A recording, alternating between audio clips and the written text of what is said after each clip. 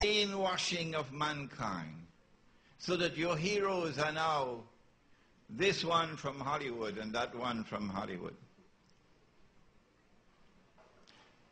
The brainwashing of mankind is just one part of the modern way of life. But there is more political oppression in the world today than ever before. Ask those from Afghanistan who are present in this hall today. And they are from Afghanistan here with us. There is more economic oppression in the world today than ever before in history. Ask Africa. We have Mali here with us today. We have Senegal here with us today. We have Kenya here with us today. We have South Africa here with us today. Go ask them. And they'll tell you of Africa, down in the dust, not just poverty, but destitution. And the wealth of Africa is being drained out of Africa by a people whose greed is indescribable. And it's inexplicable. How can a people have so much greed in them that even from the poor, even from those who have nothing, even from them they will suck the last drop of blood? This is not the best of all worlds. This is a world in which freedom is disappearing.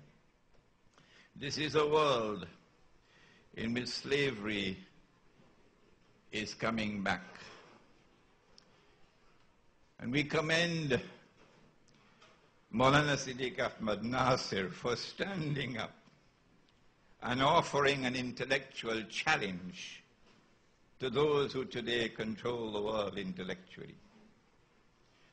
What he did and what I am attempting to do, insha'Allah, in offering a critical analysis, in pointing and exposing oppression, in pointing and exposing corruption around the world, we are fulfilling a duty that the Quran has placed upon us, you and I.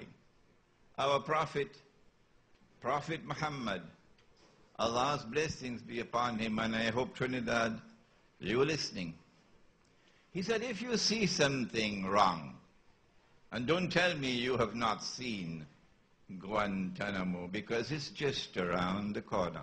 Your government may not see it, because it's not convenient for governments in this part of the world to take a look at Guantanamo. But he said, if you see something wrong, something evil, like that abominable cesspit called Guantanamo, and thank Allah for Dr. Eric Williams, who stood up and demanded the return of Chagaramas.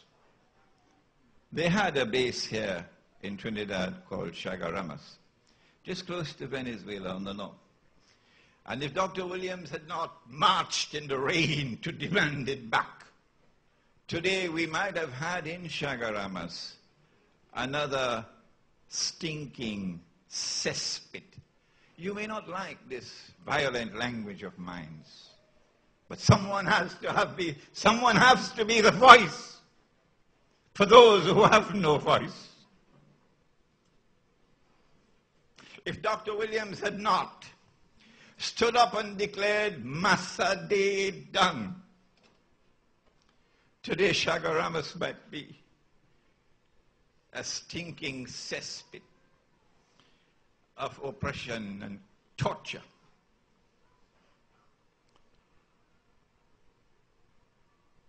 Those who see with two eyes say, this is the worst of all worlds, politically and economically as well. How do we break the chains of slavery that is tightening around us as we proceed with this talk, we'll give you the evidence that the chains of political slavery are tightening. The chains of economic slavery are tightening. Before we proceed to explain that, how do we break these chains? Maulana Siddiq Nasir, in his brilliant presentation, pointed to the necessity of pursuing the spiritual quest. I would use different language. I would say that we need a revolution. I would say that we need an internal revolution. I would say we need an internal spiritual revolution.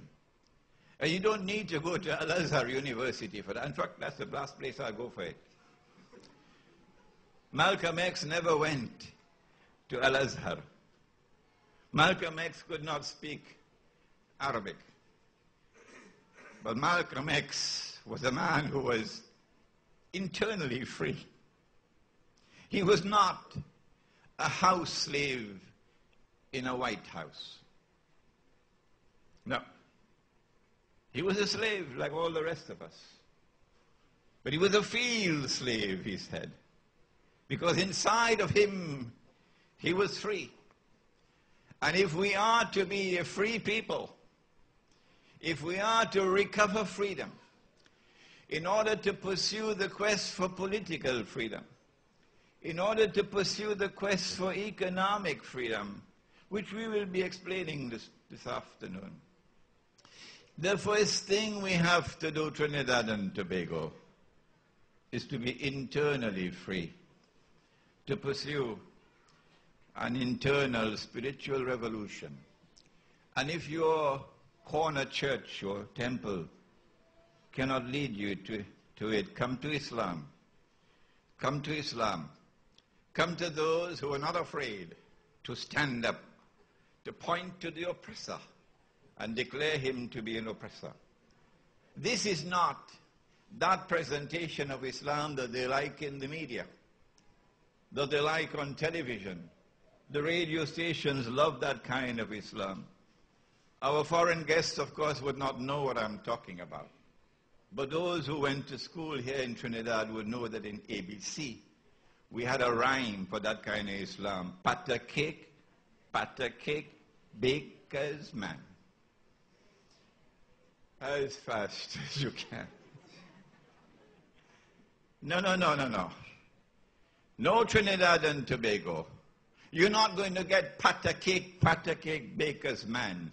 Not from the students of Maulana Fadl Rahman Ansari, rahimahullah. If you see something wrong, something false, said the Prophet of Allah, change it with your hand. The Security Council of the United Nations could respond anyhow they want. But you cannot change the word of Muhammad sallallahu ta'ala alayhi wa sallam. Change it with